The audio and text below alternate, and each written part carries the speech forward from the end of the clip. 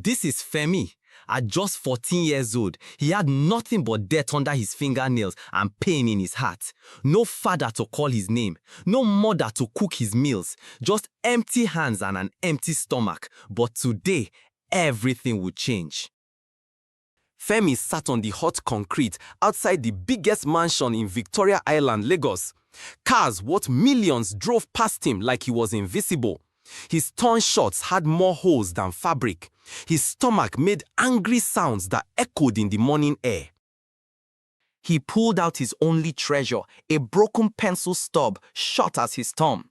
The paper in his hands was old newspaper, stained with sweat and tears. But when Femi drew, magic happened. His pencil moved like it had life. The faces he sketched looked real enough to speak. Every line told a story of pain, hope, or dreams. People walking by would stop and stare. Some dropped coins. Others just shook their heads and walked away. "Another street boy," they whispered, wasting time with drawing when he should be looking for work. But Femi kept drawing.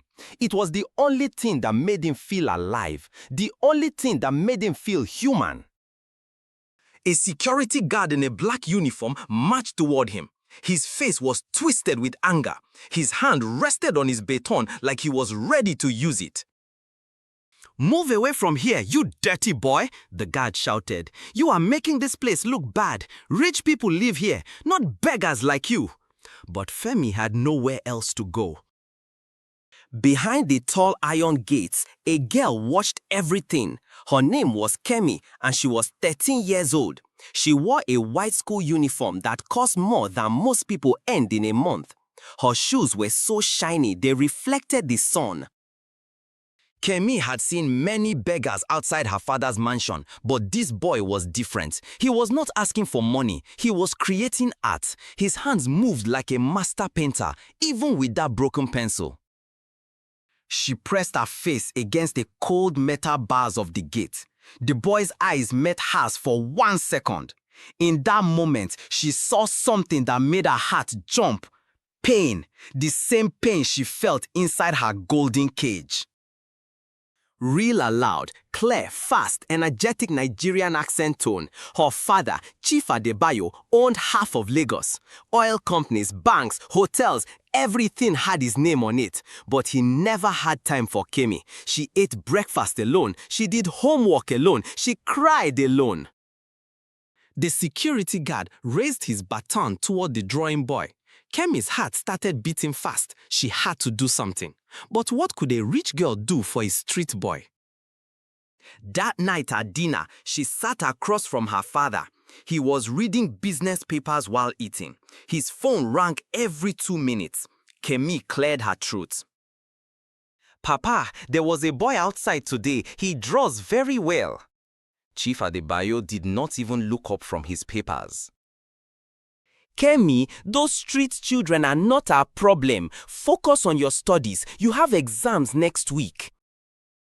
The next morning, Kemi made a decision that would change 2 lives forever. She grabbed a pack of new pencils from her art supplies. She also took a small notebook with clean white pages. When no one was looking, she walked to the gate. The drawing boy was there again, sitting in the same spot. His stomach was making noise, but his hands were steady as he drew. "Psst," Kemi whispered through the gate bars. The boy looked up, surprised. Rich people never talk to street boys, especially not rich girls. "Take this." She pushed the pencils and notebook through the space between the bars. Her heart was beating so fast she thought it might burst. Femi stared at the gifts like they were made of gold. New pencils, real paper. For the first time in months, he smiled. It was a smile that could light up the whole street. "Why?" he whispered back. His voice was rough from not talking to anyone for days. "Because your drawings are beautiful. Because everyone deserves a chance." Kemi's eyes were bright with tears she did not understand. For 2 weeks, this became their secret routine. Every morning, Kemi would sneak supplies through the gate. Femi would show her his new drawings. They talked in whispers about dreams, about life, about the unfairness of the world. But secrets in Lagos don't stay hidden for long. Someone was watching, someone who would destroy their innocent friendship with one phone call. Mr. Tunde, the head of security, had eyes like a hawk. For 20 years, he had protected the Adebayo family. He saw everything, he heard everything, he trusted no one. He noticed Kemi's trips to the gate. He saw the exchanges. He watched the street boy's face light up every morning. This made him very angry.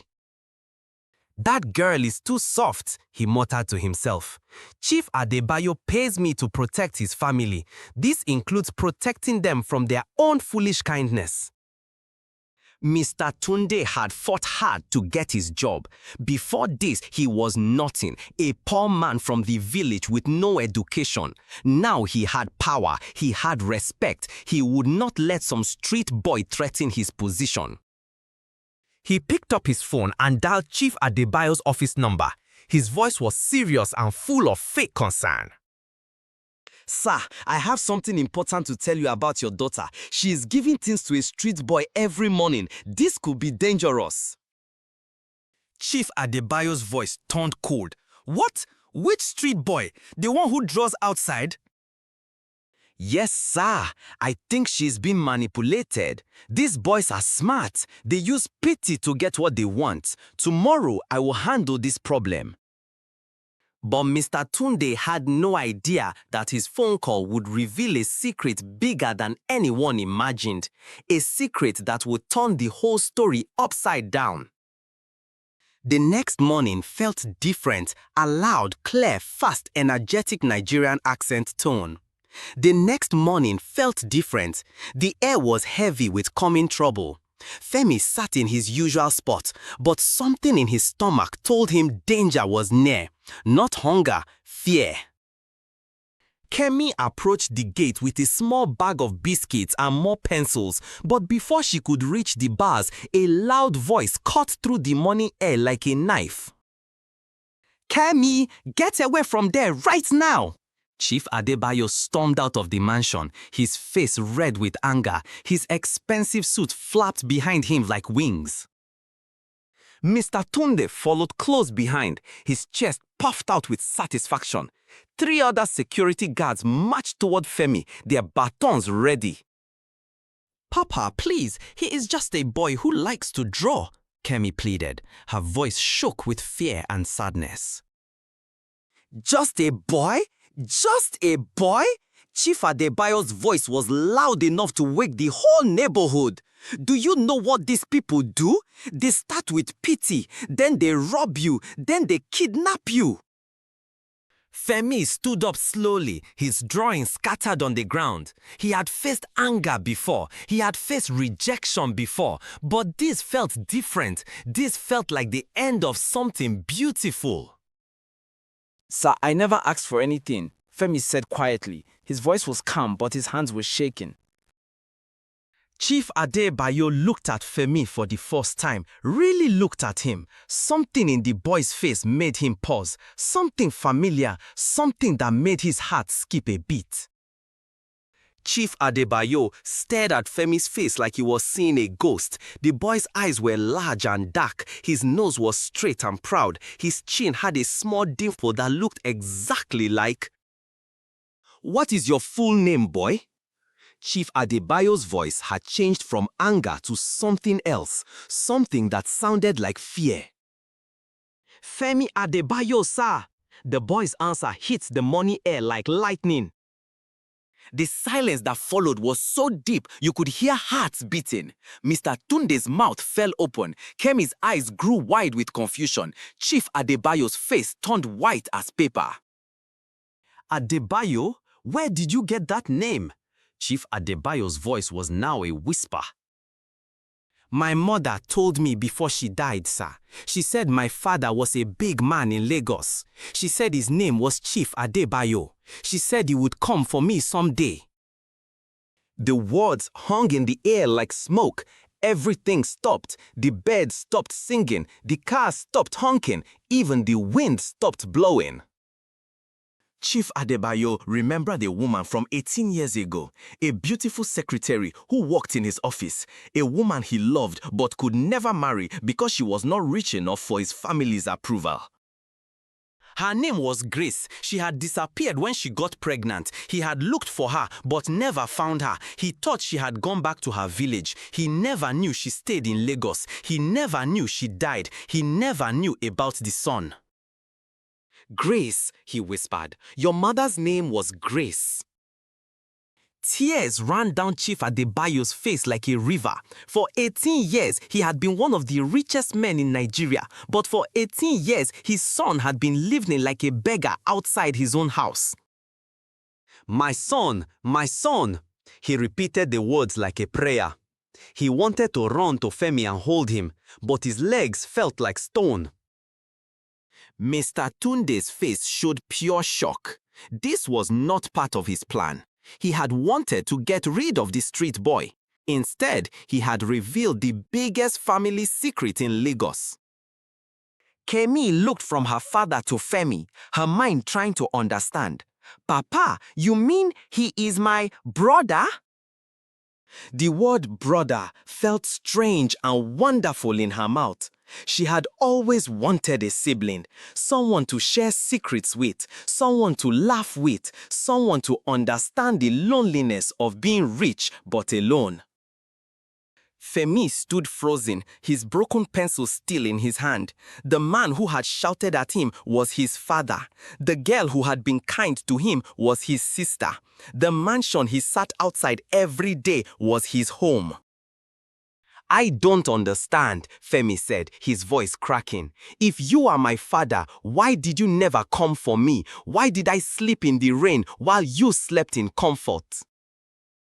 The question cut through Chief Adebayo's heart like a sword. How could he explain that he did not know? How could he make up for 18 years of abandonment?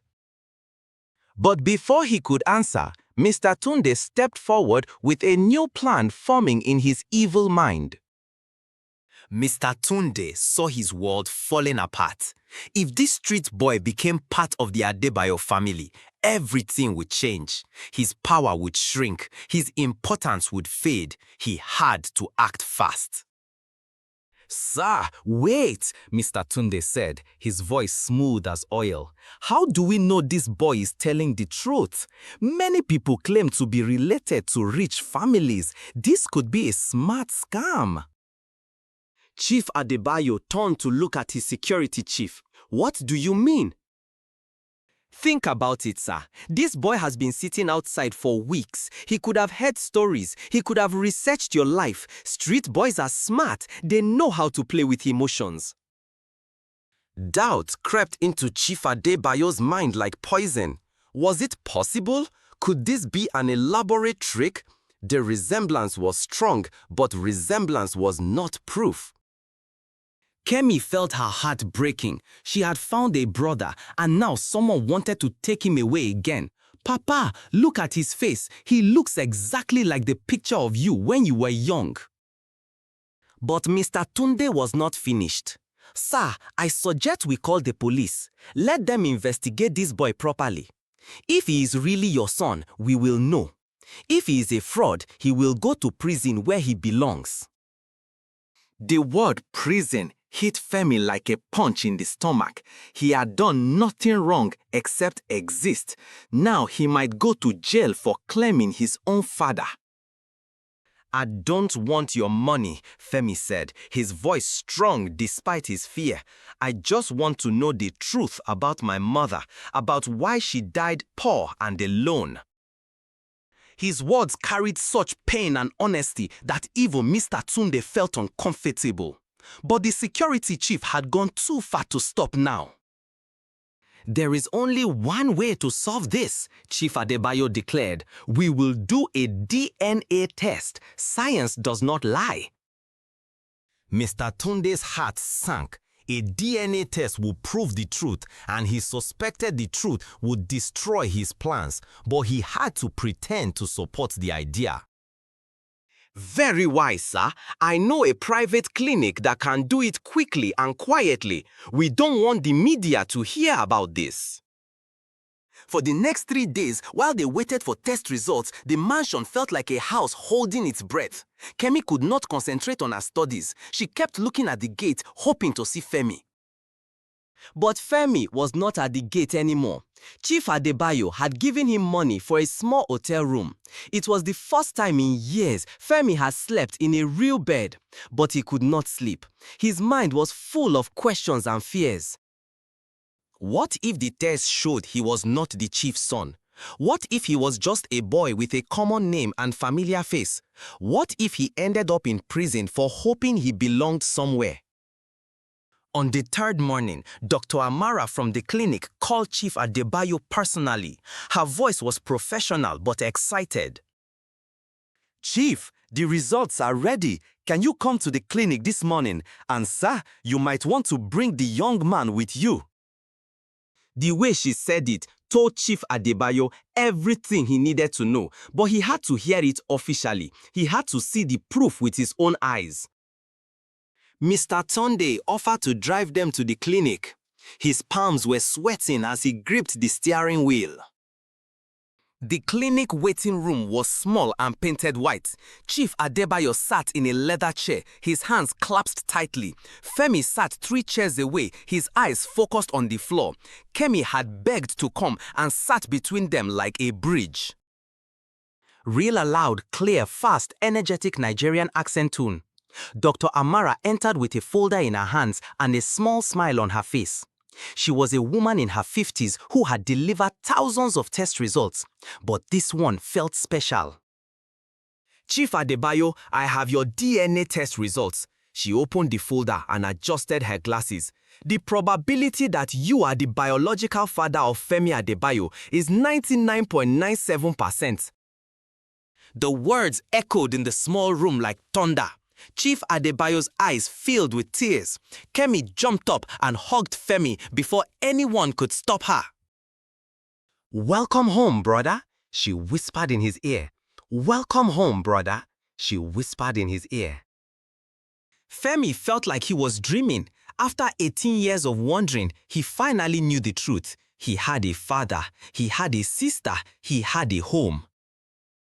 But Mr. Tunde was not ready to give up. As they walked back to the car, he pulled Chief Adebayo aside. "Sir, even if he is your biological son, think carefully. He has been living on the streets. He might have diseases. He might have criminal friends. Bringing him into your house could be dangerous." Chief Adebayo looked at his security chief with new eyes. For the first time, he saw the jealousy and selfishness behind the man's protection. "Mr. Tunde, you have served my family for 20 years, but today you have shown me who you really are. My son needs love, not suspicion." The security chief realized his plan had backfired completely. Instead of getting rid of Femi, he had lost his employer's trust forever. The iron gates of the Adebayo mansion opened slowly as the car approached. But this time, Femi was not sitting outside looking in. He was inside the car, about to enter his true home for the first time. The mansion looked even bigger from inside the compound. Gardens with flowers Femi had never seen. A fountain that sparkled in the sunlight. Windows that reflected the sky like mirrors. "This is where you live now," Kemi said, squeezing her brother's hand. "This is where you belong." The house staff gathered to meet the young master they never knew existed. The cook, Mama Bula, cried when she saw how thin Femi was. The gardener, Uncle James, remembered Grace and how kind she had been. "Your mother was a good woman," Uncle James told Femi. "She will be so happy to see you here today." Chief Adebayo showed Femi to a bedroom bigger than any place Femi had ever lived. The bed was soft as clouds. The closet was full of new clothes in his exact size. There was a desk by the window, perfect for drawing. "Son, I cannot change the past 18 years. I cannot bring back your mother, but I can promise you this. You will never be hungry again. You will never sleep in the rain again. You will never be alone again. That evening, the family sat together for dinner, real dinner, with multiple courses and proper plates and silverware that caught the light. Femi ate slowly, still amazed that all this food was his. But the biggest change was not the food, or the room, or the clothes. It was the feeling of belonging, of being wanted, of being home. Mr. Tunde was dismissed that same day. His 20 years of service ended with a final paycheck and a warning never to return. 6 months later, Femi stood at the same spot where he used to beg, but everything was different now. He wore a crisp school uniform. His backpack was full of art supplies and textbooks. His stomach was full of Mama Bola's breakfast. He was not there to draw for coins anymore. He was there to remember, to honor the boy who had refused to give up hope, even when hope seemed impossible. A New Street child had taken his spot. A girl about 12 years old selling small plastic bags of water to passing cars. Femi walked over to her. "What is your name?" he asked gently. "Blessing, sir," she replied, looking surprised that someone well-dressed was talking to her. Femi smiled and handed her an envelope. Inside was enough money to rent a small room for 3 months, plus a note with his phone number. Everyone deserves a chance, Blessing. Call this number if you need help. As he walked back toward the mansion gates that now opened for him, Femi thought about his journey, from beggar to son, from outcast to heir, from broken to whole. Kemi ran out to meet him, her school bag bouncing on her shoulder. "Brother, are you ready for school?" "Yes, sister, I am ready for everything." The gates closed behind them as they walked toward the car that would take them to their future. Chief Adebayo watched from his office window, his heart full of gratitude for the second chance he never thought he deserved.